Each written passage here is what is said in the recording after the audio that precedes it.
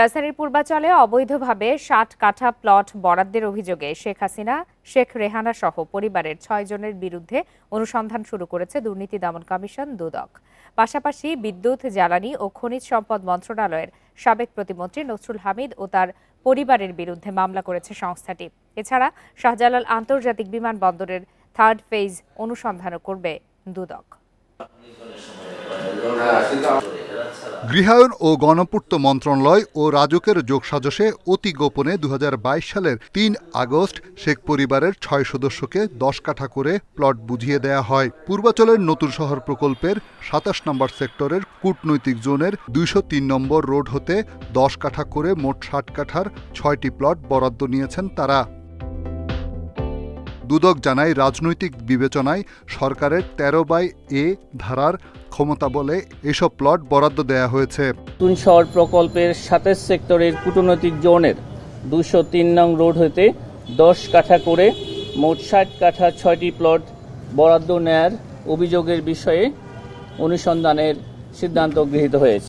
এদিকে 98টি ব্যাংক হিসাবে সাবেক বিদ্যুৎ প্রতিমন্ত্রী নসরুল হামিদ বিপুর 6,000 কোটি টাকার সন্দেহজনক লেনদেনের অভিযোগে মামলা করেছে দুদক। সাবেক এই প্রতিমন্ত্রীর 36 কোটি টাকার অবৈধ সম্পদও পাওয়া গেছে বলে জানায় সংস্থাটি।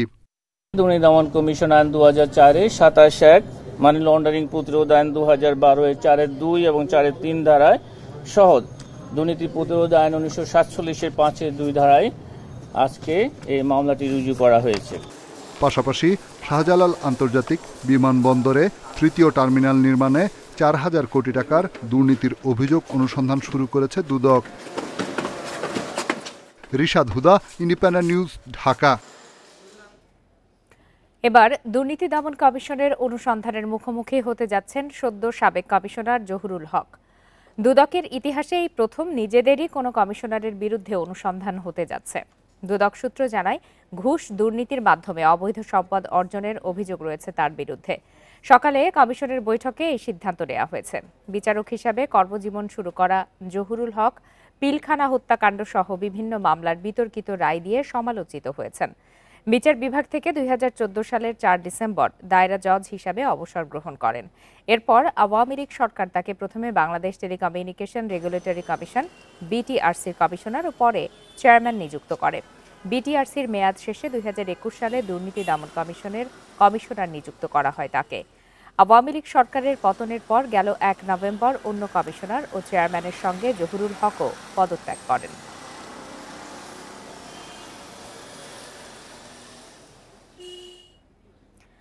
ছয় ঘন্টার বেশি সময় ধরে পুড়ল সচিবালয়ের 7 নম্বর ভবন। ফায়ার সার্ভিসের 19টি ইউনিটের চেষ্টায় নিয়ন্ত্রণে এসেছে আগুন। ভবনের 6 তলা থেকে আগুনের সূত্রপাত বলে জানিয়েছেন স্বরাষ্ট্র উপদেষ্টা। তবে ঘটনার কারণ এখনো জানা যায়নি।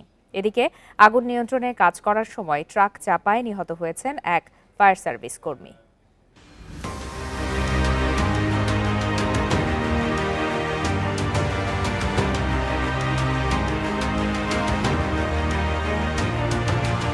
বৃহস্পতিবার মধ্যরাত পুড়ছে সচিবালয়ের 7 নম্বর ভবন। রাত 1:52 আগুন লাগার খবর আসে ফায়ার সার্ভিসের কন্ট্রোল রুমে। সূত্রপাত 6 তলার একটি কক্ষে। 2 মিনিটের মধ্যে ঘটনাস্থলে পৌঁছে ফায়ার সার্ভিসের প্রথম ইউনিট। কিছুক্ষণের মধ্যে যোগ দেয় আরও 7টি। ততক্ষণে নিয়ন্ত্রণের বাইরে ভবনের আগুন। পরে ফায়ার সার্ভিসের ইউনিট বেড়ে দাঁড়ায় 19-এ। সচিবালয়ের 7 নম্বর ভবনে আছে যুব ও ক্রীড়া, ডাক, টেলিযোগাযোগ ও তথ্য প্রযুক্তি মন্ত্রণালয়, স্থানীয় সরকার, পল্লী উন্নয়ন ও সমবায় মন্ত্রণালয়। এছাড়াও রয়েছে শ্রম ও কর্মসংস্থান, অর্থ মন্ত্রণালয় এবং সড়ক পরিবহন ও সেতু মন্ত্রণালয়ের বিভিন্ন বিভাগ। অনেক ফাইল আছে আমাদের মন্ত্রণালয় সংশ্লিষ্ট এবং সড়কের যে জিওবি প্রকল্প সময়ের ফাইল আছে, ওগুলা কি অবস্থা ভিতরে না গেলে বুঝতে পারবো না। আগুন লাগলে ধারণা করতেছি হয়তো পুড়ে গেছে আর কি। অফিসের ফাইল, ডকুমেন্টস, আপনার যত কম্পিউটার, বিভিন্ন ইলেকট্রনিক্স যে যন্ত্রগুলো, সবগুলোই একটা পুরো আশঙ্কা করতেছি আমরা। প্রথমে ভবনের পশ্চিম দিকে আগুন লাগলেও পরে আগুন দেখা যায় পূর্ব দিকে। এরপর আগুন লাগে ভবনের মধ্যভাগেও। পর্যায়ক্রমে এমন আগুন লাগার কারণ জানাতে পারেনি ফায়ার সার্ভিস। 3টা জায়গায় একসাথে আগুনের ইয়েটা দেখা গেছে। এটা অনেক সময় হয় কি, যখন স্পার্কিং হয়, যদি বিদ্যুৎ লাইনে শর্ট সার্কিট হয়, এটা হতে পারে। তবে আমরা এটা এখন কনফার্ম বলবো না যতক্ষণ পর্যন্ত না আমরা তদন্ত করে শেষ করছি, বাট এটা হতে পারে। 211 জন ফায়ার সার্ভিস কর্মীর চেষ্টায় সকাল 8টা 5 মিনিটে নিয়ন্ত্রণে আসে আগুন। তাদের সঙ্গে যোগ দেন সেনা, বিজিবি ও পুলিশ সদস্যরা। আগুনের ঘটনাটি নাশকতা নাকি দুর্ঘটনা তা খতিয়ে দেখার কথা জানিয়েছেন স্বরাষ্ট্র উপদেষ্টা। আগুনটা 6 তলায় লাগছে, 11টা 7, 8 উপরের দিকে গেছে, কিন্তু নিচে আর আসতে পারে না। প্রাথমিকভাবে আপনারা নাশকতা মনে করছেন কিনা? প্রাথমিকভাবে আমরা বলতে পারবো না, একটা ইনভেস্টিগেশনের পরে আমরা বলতে পারবো। শুনেন, অ্যাক্সিডেন্ট তো সব জায়গায় হইতে পারে, এটা তো এই জন্য তো অ্যাক্সিডেন্ট বলা হয়। সচিবালয়ও হইতে পারে, দেখো তো সচিবালয়ের ভিতরে তো গাড়ি রাখা হয়, ফায়ার ব্রিগেডের গাড়ি। এদিকে পানির লাইনের সংযোগ দিতে সড়ক পার হওয়ার সময় ট্রাক চাপায় প্রাণ গেছে ফায়ার সার্ভিস কর্মী সোহানুজ্জামান নয়নের। দুর্ঘটনায় আহত হয়েছেন আরও একজন। Adilur Rahman, independent News, Dhaka. নিছক শর্ট সার্কিট নাকি নাশকতা? সচিবালয়ের আগুন কিভাবে লাগলো, এখন সে প্রশ্নের উত্তর জানার অপেক্ষা। 7 নম্বর ভবনের পূর্ব পাশে নিয়ন্ত্রণের চেষ্টার সময়ে আগুন লাগে পশ্চিম ও মধ্যভাগে। এতে বিশেষজ্ঞরা বলছেন আগুন ছড়িয়ে পড়ার স্বাভাবিক প্রক্রিয়া এটি নয়, তাই এটি নাশকতা কিনা সে সন্দেহও জানিয়েছেন তারা। সচিবালয় 7 নম্বর ভবনে আগুন লাগে রাত 1টা 52 মিনিটে। সে খবর সামনে আসে রাত 2টা 8-এ। ঘটনাস্থলে এসে 6 তলার পূব দিকে আগুন নিয়ন্ত্রণে কাজ শুরু করে ফায়ার সার্ভিস। এর কিছুক্ষণ পরই আগুনের দেখা মেলে পশ্চিমের 8 ও 9 তলাতে। সে আগুনে প্রায় পুড়ে গেছে ডাক, টেলিযোগাযোগ ও তথ্য প্রযুক্তি মন্ত্রণালয় ছাড়াও 7 থেকে 9 তলার প্রায় সব কয়টি মন্ত্রণালয় বিভাগের কক্ষ। এই ঘটনাকে নাশকতা মনে করছেন নিরাপত্তার দায়িত্বে থাকা ব্যক্তিরা। না, শর্ট সার্কিট এটা করে না, এটা কোনো পরিকল্পনা আছে। যেখানে যেখানে গেছে সব জায়গায় পুড়ে গেছে। আমরা সব তো এখনো আইডেন্টিফাই করতে পারি নাই, আমরা করব। প্রাথমিকভাবে শর্ট সার্কিট থেকে এর সূত্রপাত বলে জানাচ্ছে ফায়ার সার্ভিস। তবে বিশেষজ্ঞরা বলছেন আগুন ছড়িয়ে পড়ার ধরন শর্ট সার্কিটের নয়, পেছনে থাকতে পারে অন্য কোনো ঘটনা। একটা ইম্পর্টেন্ট জায়গায় যে 3টা জায়গায় একত্রে আগুন, এটা কিন্তু it indicates something, it gives you the clues something. 3 জায়গায় একত্রে আগুন লেগেছে, that indicates the arson fire or the incendiary fire or the intentional fire. তবে প্রায় 6 ঘন্টা ধরে জ্বলা এই আগুন কিভাবে, কি কারণে লাগলো তা জানতে এখন ঘটনা তদন্ত শেষের অপেক্ষা। বন ইবনে কামাল, ইন্ডিপেন্ডেন্ট নিউজ, ঢাকা। আগুন নেভানোর কাজ চলার সময় পুলিশ কেন রাস্তা বন্ধ করেনি? ফায়ার ফাইটার নয়নের মৃত্যুর পর উঠেছে এমন প্রশ্ন। নিজের ব্যর্থতার দায় স্বীকার করে নিয়ে স্বরাষ্ট্র উপদেষ্টা অবসরপ্রাপ্ত লেফটেন্যান্ট জেনারেল মোহাম্মদ জাহাঙ্গীর আলম চৌধুরী বলেন, এই ঘটনার বিচার অবশ্যই হবে। বৃহস্পতিবার সচিবালয়ে আগুন নেভাতে গিয়ে রাস্তায় ট্রাক চাপায় নিহত হন ফায়ার ফাইটার সোয়ানুর জামান নয়ন। সচিবালয়ের 7 নম্বর ভবনে লাগা আগুন নেভানোর কাজ করতে গিয়ে ট্রাক চাপায় প্রাণ হারান নয়ন। পানির পাম্প থেকে লাইনের সংযোগ দিতে সড়ক পার হওয়ার সময় ট্রাকের ধাক্কায় নয়ন আহত হন। ঢাকা মেডিকেল কলেজ হাসপাতালে নেয়ার পর তাকে চিকিৎসকেরা মৃত ঘোষণা করেন। বৃহস্পতিবার বাদজোহর ফায়ার সার্ভিসের সদর দপ্তর প্রাঙ্গণে নয়নের জানাজা অনুষ্ঠিত হয়। এই সময় পুরো প্রাঙ্গণে ছিল শোকের ছায়া। জাতীয় পতাকায় মোড়ানো ফায়ার ফাইটার নয়নের মরদেহ যখন সেখানে রাখা হয়, তখন এক হৃদয় বিদারক দৃশ্যের অবতারণা হয়। এ সময় কেন রাস্তা বন্ধ করা হয়নি তা নিয়ে ক্ষোভ প্রকাশ করেন পরিবারের সদস্যরা। আমাদের আফসোসের জায়গাটা এখানেই থেকে গেল যে বাংলাদেশে প্রশাসনিকভাবে সে কাজ করা অবস্থায় সে একটা যুদ্ধে গেল, কিন্তু সেই যুদ্ধে শুরু করার আগে সে যুদ্ধে যাওয়ার পথেই সে চলে গেল। এখানে আমাদের কষ্টটা, এখানে কেন রাস্তায় পুরোপুরি সেফটি করা হলো না, কেন রাস্তা ব্লক করে তাকে সেফটি দেওয়া হলো না। রাস্তা বন্ধ না করার দায় স্বরাষ্ট্র উপদেষ্টা এড়াতে পারে কিনা এমন প্রশ্নে নয়নের মৃত্যুর ব্যর্থতার দায় স্বীকার করে নেন স্বরাষ্ট্র উপদেষ্টা।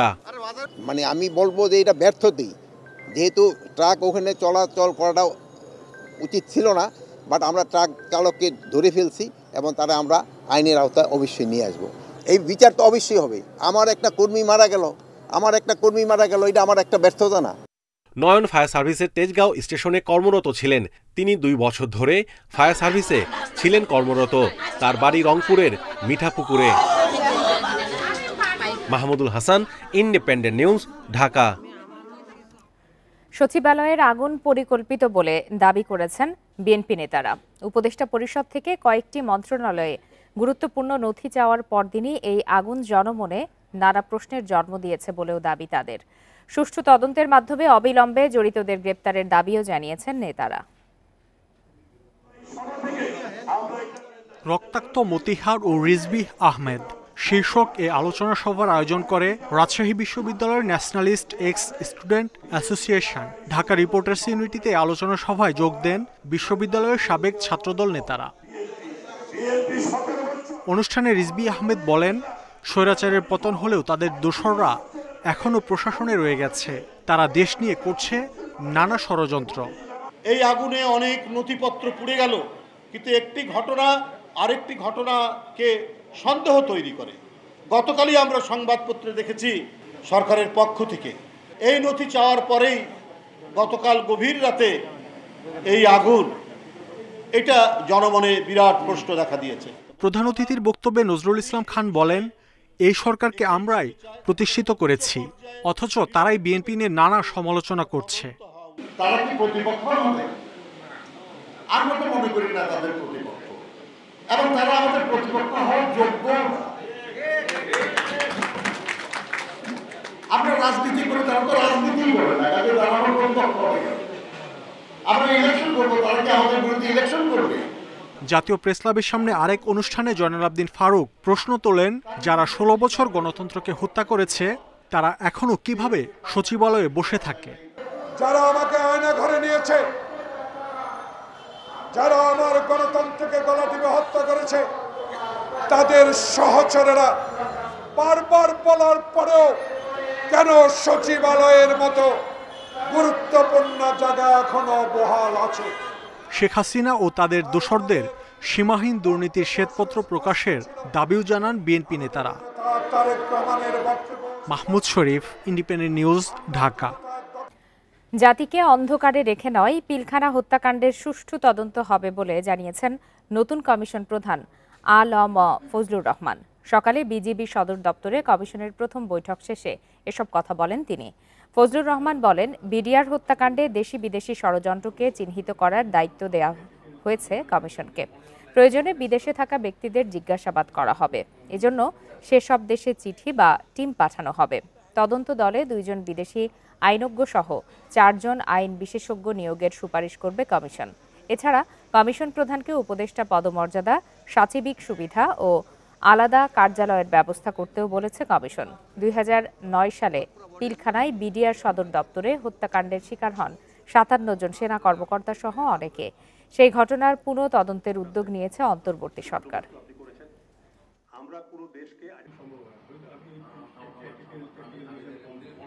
যারা নিগৃহীত হয়েছেন, নিহত হয়েছেন, বঞ্চিত হয়েছেন, সব কিছুকে আমরা নজরে নিব এবং অতীব সহমর্মিতার সাথে এবং আন্তরিকতার সাথে আমরা তাদের ক্ষতকে নিরাময় করবার চেষ্টা করব। যখন আমাদের কাজ শেষ হয়ে যাবে তখন যেন এই প্রশ্ন না ওঠে যে আমরা আমাদের কাজ সম্পন্ন করতে পারিনি। সংস্কারের পাশাপাশি বর্তমান সরকারকে নির্বাচনের রোডম্যাপ দেওয়ার দাবি জানিয়েছেন জামায়াতে ইসলামীর আমির ডাক্তার শফিকুর রহমান। দুপুরে খুলনার কয়রার কপোতাক্ষ কলেজ মাঠে কর্মী সম্মেলনে তিনি এই দাবি জানান। বলেন, আগামী সংসদ নির্বাচন হতে হবে আনুপাতিক হারে, যাতে কোনো নির্দিষ্ট দলের হাতে দেশ ও ভোট চলে না যায়। আওয়ামী লীগের আমলের 3টি নির্বাচনের প্রসঙ্গ তুলে জামায়াতের আমির বলেন, এমন ভোটারবিহীন ও ডামি নির্বাচন দেখতে চায় না সাধারণ মানুষ। অভিযোগ করেন, শেখ হাসিনা দেশ ছেড়ে ভারতে বসে ষড়যন্ত্র করছে। এজন্য সবাইকে সজাগ থাকার আহ্বান জানান জামায়াতের আমির। বাস্তব ভিত্তিক এবং মৌলিক সংস্কার চাই। সংস্কারের সাথে সাথে বর্তমান সরকার যেন নির্বাচনের রোডম্যাপ দেয়। তার আগে রোডম্যাপ দেওয়ার আগে সমস্ত ভোটারের উপযুক্ত বয়স যাদের হয়েছে, পরিণত বয়স হয়েছে, তাদের সকলের ভোটের তালিকা নিশ্চিত দেখতে চায়। দেশে বর্তমানে 2093টি পোশাক কারখানা চালু রয়েছে, বন্ধ আছে কেবল একটি। দুপুরে ঢাকা সেনানিবাসে সংবাদ সম্মেলনে এসব তথ্য জানায় সেনাবাহিনী। ব্রিফিংয়ে জানানো হয়, গত 1 মাসে গাজীপুর, সাভার ও আশুলিয়া সহ বিভিন্ন শিল্পাঞ্চলের ৬৭টি অস্থিতিশীল পরিস্থিতি নিয়ন্ত্রণ করেছে সেনাবাহিনী। এছাড়া সারা দেশে নানা অপরাধের সঙ্গে যুক্ত থাকার অভিযোগে ২০০ মাদক ব্যবসায়ী সহ গ্রেপ্তার করা হয়েছে ১,৪০৫ জনকে। উদ্ধার করা হয়েছে ২৮টি অবৈধ অস্ত্র ও ৪২৪ রাউন্ড গুলি। সচিবালয়ের আগুন নাশকতা কিনা তা তদন্ত ছাড়া বলা যাবে না বলেও জানানো হয় সংবাদ সম্মেলনে। ইনভেস্টিগেশনটা হলে আমরা বলতে পারবো আসলে এটার পিছনের অগ্নিকাণ্ডের পিছনে কারণটা কি ছিল, এটা কি অ্যাক্সিডেন্ট নাকি কেউ করেছে। আমাদের সচিবালয়ের নিকটে আমাদের সেনাবাহিনীর সদস্যরা যারা আছেন তারা সার্বক্ষণিক ডিপ্লয়েড থাকেন। মূলত এটার এটার সাথে এটার নিরাপত্তার বিষয়টি বাহ্যিক নিরাপত্তা, তারাও যখনই অগ্নিকাণ্ডের ঘটনা ঘটেছে তারা ইমিডিয়েটলি ডিপ্লয় করেছেন এবং ফায়ার সার্ভিসকে তাদের সর্বাত্মক সহায়তা প্রদান করেছেন। বান্দরবানের লামায় ত্রিপুরা জনগোষ্ঠীর ১৭টি বসতঘর পুড়িয়ে দেওয়ার ঘটনায় মামলা দায়ের করা হয়েছে। বুধবার রাতে ৭ জনকে আসামি করে মামলা করেন স্থানীয় এক বাসিন্দা। মামলার পর গ্রেপ্তার করা হয়েছে ৪ জনকে। সকালে ঘটনাস্থল পরিদর্শন করেন বান্দরবানের জেলা প্রশাসক ও আইনশৃঙ্খলা বাহিনীর সদস্যরা।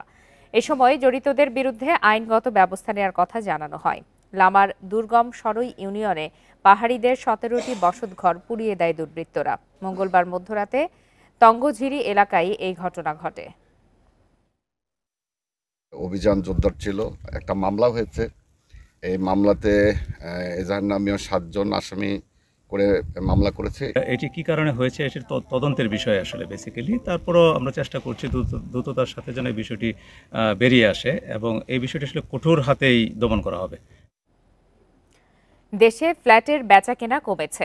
ক্রেতারা বলছেন উচ্চ মূল্যস্ফীতির সঙ্গে সুদ হার বেশি হওয়ায় ইচ্ছে থাকলেও রাজধানীতে তারা স্বপ্নের আবাসন নিশ্চিত করতে পারছেন না। অন্যদিকে আবাসন কোম্পানিগুলো বলছে গৃহঋণের সুদের হার এক অঙ্কের ঘরে এলে উপকৃত হবেন ক্রেতা ও ব্যবসায়ীরা। দেশে শিল্প ও ব্যবসা বাণিজ্যে ঋণ বিতরণ কমেছে। ব্যাংক ঋণের সুদ হার বৃদ্ধি ও রাজনৈতিক পট পরিবর্তনকে এর কারণ হিসেবে দেখা হচ্ছে। ব্যাংক ঋণের সুদ হারের সীমা তুলে দেওয়ার পর অন্যান্য ঋণের সুদ হারের মতো গৃহ ঋণের সুদ হারও বাড়তি। দেশের ব্যাংক ও আর্থিক প্রতিষ্ঠানগুলো এখনও 11% থেকে 15% সুদে আবাসন ঋণ দিচ্ছে। অন্যদিকে সরকারি প্রতিষ্ঠান হাউস বিল্ডিং ফিন্যান্সের ঢাকা ও চট্টগ্রাম এলাকায় ঋণের সুদ হার 9%। মূল্যস্ফীতির চাপ সামাল দিতে হিমশিম খাচ্ছে অনেকে। ফলে ঋণ নিয়ে স্বপ্নের ফ্ল্যাট কেনা থেকে ক্রেতাদের অনেকেই বিরত থাকছেন। যারা স্বল্প আয়ের মানুষ তারাও বেশি বেশি করে লোন নেওয়ার জন্য তাদের আগ্রহটা একটু বাড়তো। কর্পোরেট এগ্রিমেন্টের মাধ্যমে যদি ইন্টারেস্ট রেটটাকে সহনীয় পর্যায়ে নিয়ে আসা যায়, সেক্ষেত্রে লং টার্ম ইনভেস্টমেন্টের ক্ষেত্রে উভয় ক্ষেত্রেই ডেভেলপারও যেরকম লাভবান হবেন, কাস্টমারও সেরকম লাভবান হবে। গৃহঋণের এই উচ্চ সুদহারের কারণে আবাসন ব্যবসায় ভাটা পড়েছে বলেও মনে করছেন খাত সংশ্লিষ্টরা। এই সুদটা আপনার স্বল্প উপার্জিত আয় দিয়ে আপনার পক্ষে ইন টাইম পেমেন্ট করা আপনার জন্য দুরূহ হচ্ছে, যে কারণে অধিকাংশ মানুষ এখন ঋণের দিকে যেতে চাচ্ছে না। গ্রাহক যদি যতটুকু কমে পাবে সেটার ইম্প্যাক্ট আমাদের উপরেও পড়বে। এটা সিঙ্গেল ডিজিটের মধ্যে থাকলে আসলে সবার জন্যই ভালো হয়। এদিকে ঋণের শর্ত সহজ করতে ব্যাংক, আর্থিক প্রতিষ্ঠান এবং আবাসন ব্যবসায়ীরা যৌথভাবে কাজ শুরু করেছে। আমাদের ঢাকা ব্যাংকের হোম লোনের ইন্টারেস্ট রেট খুবই কম্পিটিটিভ। এখন আমাদের হোম লোনের রেট অফ ইন্টারেস্ট আপনার 11%। প্রোফাইল বা সব কিছু মিলাই যদি মনে হয় সে আরও লং টার্ম প্রসেসে যাবে, তখন আমরা ব্যাংক ফ্যাসিলিটির মধ্যে তাকে অ্যাপ্লিকেশন করার একটা সুযোগ করে দিতে পারবো। বিশেষ একটি ছাড়ের ব্যবস্থা করছি এবং রিহিয়াপে অসমোশিয়ার কোম্পানি অংশগ্রহণ করার পরে এটা বিশাল সাড়া পাইছি। বাংলাদেশ ব্যাংকের হিসেবে গত জুনের শেষে ব্যাংকগুলোতে আবাসন ঋণের গ্রাহক ছিল 49,844 জন। সেপ্টেম্বর শেষে গ্রাহক বেড়ে হয়েছে 59,402 জন। তৌহিদ রানা, ইন্ডিপেন্ডেন্ট নিউজ, ঢাকা। হামজা চৌধুরীর পর বাংলাদেশ জাতীয় দলে খেলতে প্রক্রিয়া শুরু যুক্তরাষ্ট্র প্রবাসী জায়ান আহমেদের। বৃহস্পতিবার বিকালে বাবাকে নিয়ে দেখা করেছেন বাফুফের টেকনিক্যাল ডিরেক্টরের সঙ্গে। ইতিবাচক আলোচনা হয়েছে। 6 মাসের মধ্যে ট্রায়ালের জন্য ডাকা হবে তাকে। তার আগেই পাসপোর্ট সহ বাফুফের চাওয়া অনুযায়ী প্রয়োজনীয় কাগজপত্র তৈরি রাখা হবে। বাবার সঙ্গে বাফুফে ভবনে যুক্তরাষ্ট্র প্রবাসী ফুটবলার জায়ান আহমেদ। কারণ টেকনিক্যাল ডিরেক্টরের সাথে বৈঠক, জাতীয় দলে খেলার প্রক্রিয়া নিয়ে আলোচনা হয়েছে। ওনারা জায়ানের প্রোফাইল, ভিডিও সবগুলো দেখলো, অ্যানালাইজ করলো।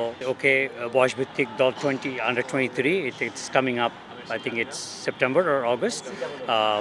Bangladesh Football Federation will be considering him for potential tryouts. July দিকে ট্রায়ালের জন্য আসবে ইনশাআল্লাহ, যদি if all goes. এর ভিতরে আমাদের কাগজপত্রগুলো গোছাতে হবে, সবকিছু রেডি করতে হবে। বাংলাদেশের ফুটবল নিয়ে নেতিবাচক মানসিকতা বদলে দিয়েছেন এক হামজা চৌধুরী। লাল সবুজ জার্সি গায়ে চড়ানোর আগ্রহ তৈরি হয়েছে সারা বিশ্বের বাংলাদেশি প্রবাসী ফুটবলারদের। জায়নেরও ইচ্ছা বাংলাদেশের হয়ে খেলা। আমি তো আমার বাবা মা তো দুইজন বাংলাদেশ থেকে, so I just want to represent my country. আমি বাংলাদেশের জন্য খেলতে চাই because I believe I can help Bangladesh win and just become a better team. জায়নের জন্ম ও বেড়ে ওঠা যুক্তরাষ্ট্রের ভার্জিনিয়ায়, সেখানেই ফুটবলের হাতেখড়ি। জর্জ ম্যাসন বিশ্ববিদ্যালয়ের হয়ে খেলেছেন ইউরোপের স্পেন ও ডেনমার্কের মতো দেশে। বাংলাদেশের ঘরোয়া লিগে খেলে দক্ষতার প্রমাণ দিতে চান এই লেফট ব্যাক। আমি এখনো কলেজ আছি, সো আমার আরও 1 বছর আছে, সো ওইটা আগে শেষ করে দেখি কি আছে ফিউচারে। If Bangladesh premier league is the correct move তাহলে এসে পড়বো, বাট মেইন যে আমি ন্যাশনাল টিমের জন্য খেলতে চাই। জায়নের বাবা শরীফ আহমেদ 80-90-এর দশকে বাংলাদেশের প্রথম বিভাগ ফুটবলে খেলেছেন, ছিলেন অনূর্ধ্ব 16 দলের ক্যাম্পেও। বাবা জাতীয় দলে খেলতে না পারলেও ছেলের স্বপ্ন পূরণে সহযোগী হতে চান। পিয়াস শেহা, ইন্ডিপেন্ডেন্ট নিউজ, ঢাকা। শেষ করছি আজকের সংবাদ সন্ধ্যা। ধন্যবাদ সবাইকে।